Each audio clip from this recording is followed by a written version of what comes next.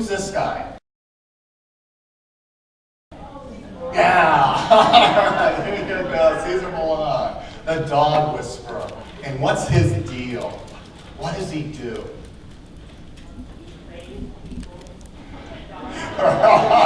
Good analysis. He actually trains dog owners to bring out the best in their dogs. And I love his work as a metaphor for what it takes to be a great manager, because he understands both canine nature and human nature. He's able to take a dog that the owners are having troubles with and turn that dog, or more like turn the owners into good owners, but turn that dog into a great dog. He unleashes the greatness of the dog because he understands dog nature. And so what we're going to talk about is how to be a people equivalent of that, how to use the research on human nature to have your company be more like what I see as the epitome of a company that understands human nature and knows how to bring out the best in people. Now, just real briefly, the reasons why. Now, obviously, you wouldn't be here if you didn't feel like there was a good reason why to learn this material. But I want you to appreciate it at an even deeper level and hopefully help you communicate to your leadership team why it's important to do the kinds of things that you know are important. So whether you're just simply interested in increasing employee productivity, or maybe you're dealing with morale issues given the difficult times in your industry, or maybe your managers at all levels want to, quote, motivate people. And I put it in quotes because you can't motivate somebody else. People are either motivated or not. And it's interesting because great leaders know that it's more about not demotivating people than motivating people. And what I found in my work with Gen Y employees is that understanding this material is especially important if you want to create a workplace that brings out the best in the new generation of workers. Maybe you're dealing with some negativity in the workplace. Maybe your business depends on your customer service people creating memorable customer experiences so you build stronger customer loyalty. And obviously Southwest Airlines is a great example of an organization that knows how to create an atmosphere that does that. Obviously employee engagement is important. Your employees wanting to help you succeed. What we're going to talk about is some of the most critical factors, and it's different from most likely what you've heard in terms of the Gallup research and some of the other famous research, because I take it from a different angle. Actually, one thing before I continue, I noticed some folks taking notes furiously. You can have the slides, and I'm also audio recording it. You can have the audio recording too, so you can kind of sit back and chill and take it in, and more importantly, to be connecting the dots in terms of how can you apply this. And then last but not least, if you're interested in being an employer of choice and winning the war for talent, I just want to tell you just real briefly where this information comes from.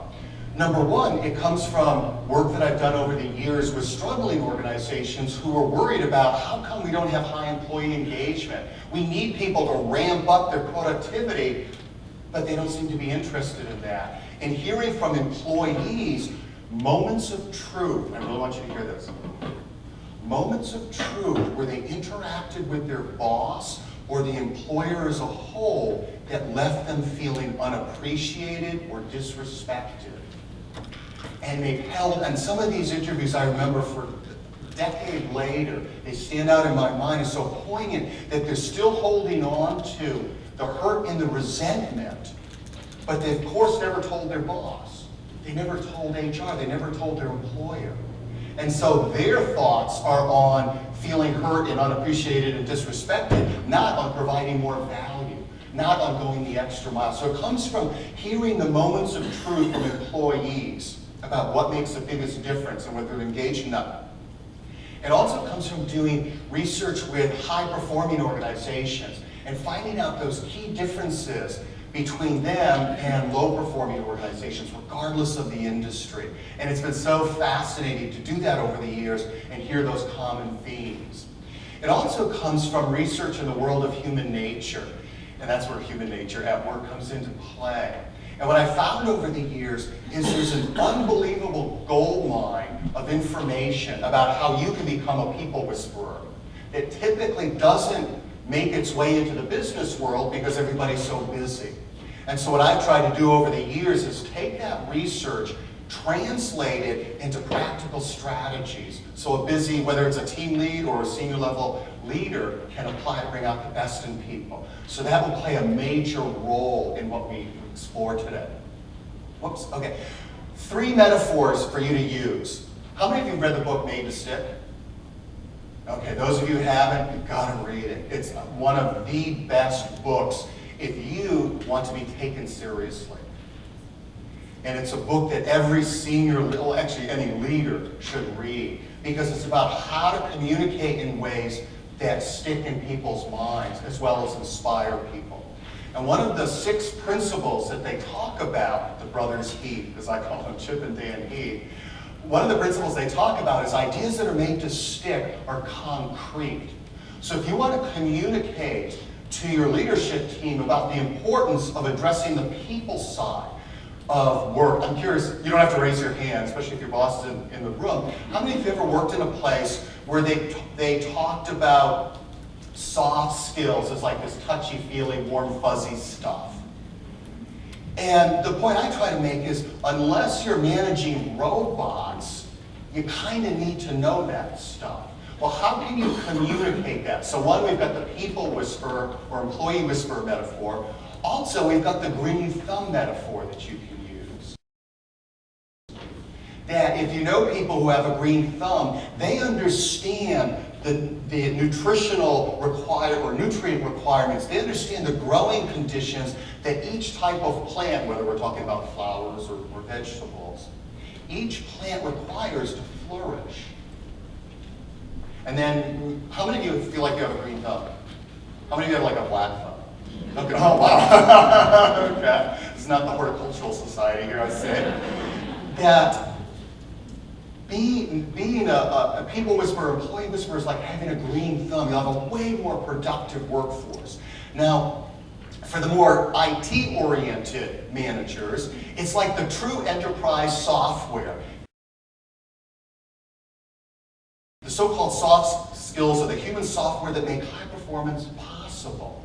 And one of the analogies that I use when I'm working with managers is, imagine if your head of IT said, you buy this brand new computer system, invest hundreds of thousands or millions of dollars on this brand new computer system, but your head of IT says, well, it would be too expensive to upgrade from Windows 3.0.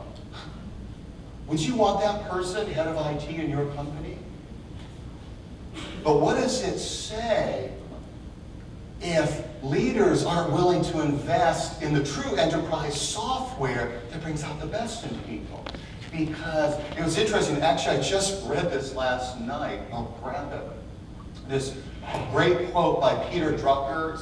If you don't know who Peter Drucker is, considered to be the preeminent, he's passed away now, management thought leader of all time. The only thing that differentiates one business from another in any given field is the quality of its management at all levels. End of story.